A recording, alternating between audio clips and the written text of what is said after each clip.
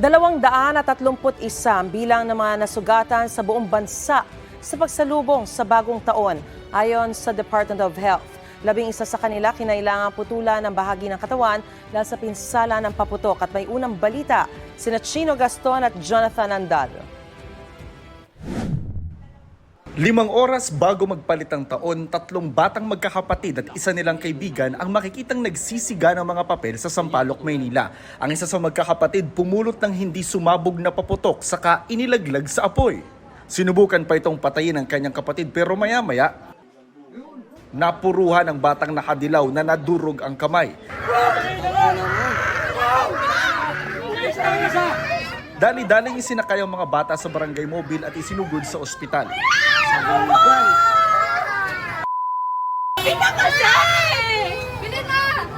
Sugat sa iba't ibang bahagi ng katawan ang tinamo ng 3 sa 4 na bata. Pero maayos na raw ang lagay nila kaya pinayagan na silang makalabas sa ospital. Ano itsura nung napulot niyo? Pabilog po at may paano po sa taas. Nilagay po agad niya sa may apoy. Bigla pong sumabog. Nakausap ko ang tiyahi ng mga bata pero hindi namin papangalanan para protektahan ang mga menor de edad. Kwento niya, naghahanda sila noon ng pang medyanoche nang may marinig na pagsabog. Siguro kala nila wala nang hindi nasasabog yun, nilagay nila doon. Na hindi nila expect na biglang puputok. Biglang puputok yung paputok na nahawak nila. Malaking paputok daw po yun eh. Ang isa pang bata na edad 8, inilipat sa Children's Hospital dahil kinailangan niyang putulan ng kamay. Simula po nung nagpapaputok, sinasabihan ko na po siya na huwag siyang dadampot ang mga paputok, huwag siya magpapaputok or bibigyan ng paputok. Nangingin po konting tulong lang po para sa panggas araw-araw, gamot ng anak ko po. Base sa datos ng Department of Health sa buong bansa, 231 ang naitalang sugatan sa paputok o pailaw.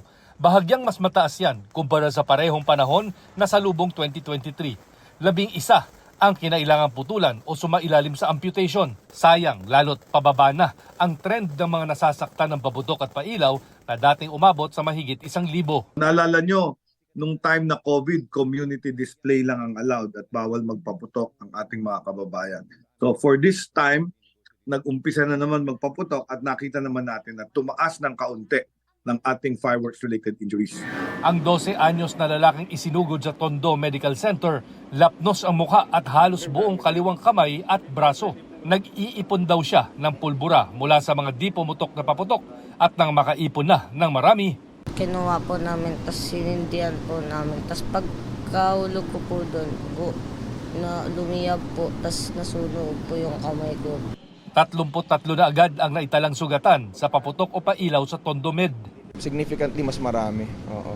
Since yung mga last years, lalo na nung pandemic, halos wala noon eh. 4 ang inoperahan namin na amputation, mga mangled na kamay, ibig sabihin naputukan, na nagputol kami ng mga daliri. Ito ang unang balita. Chino Gaston. Jonathan Andal para sa GMA Integrated News. Mga kapuso, para una ka sa mga balita, mag-subscribe sa GMA Integrated News sa YouTube. Sa mga kapuso abroad, subaybayan niyo po kami sa GMA Pinoy TV at sa www.gmanews.tv.